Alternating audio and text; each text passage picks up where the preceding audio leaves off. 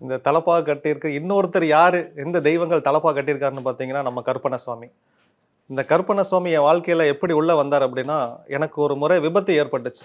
ஹைவேஸ்ல விபத்து ஏற்பட்டு, இந்த கண்ணாடி இல்ல அப்படின்னா, எனக்கு 10 அடிக்கு அந்த பக்கம் என்ன இருக்குன்னே தெரியாது. இந்த கண்ணாடி உடைஞ்சிருச்சு. அப்ப வந்து என்ன தோள்ல ஒருத்தர் தூக்குறாரு. தூக்கி கொண்டு வந்து திரும்ப எங்க கண்ணாடி இருக்குதோ அந்த இடத்துல ஒருத்தர் விடுறாரு.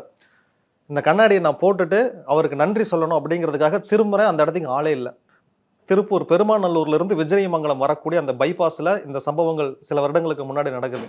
அன்னையில இருந்து திரும்பி பார்க்கிறேன், யாருமே இல்ல. கொஞ்சம் தூரத்துல ஒரு பெரியவர் நடந்து போயிட்டு இருந்தாரு.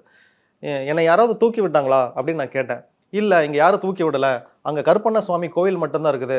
நீ வேணா அங்க போய் அவருக்கு நன்றி சொல்லிட்டு போயிரு அப்படின்னாரு.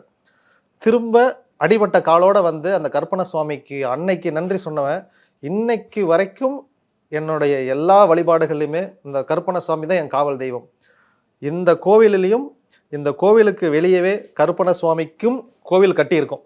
அதனால உள்ள வரவங்க அத்தனை பேரும் காவல் தெய்வமாக கருப்பண்ண சுவாமியை வழிபட்டுட்டு தான் உள்ளேயே வருவாங்க. என்னுடைய வாழ்க்கையில் மிக பெரும் பங்கு கருப்பண்ண சுவாமிக்கு உண்டு.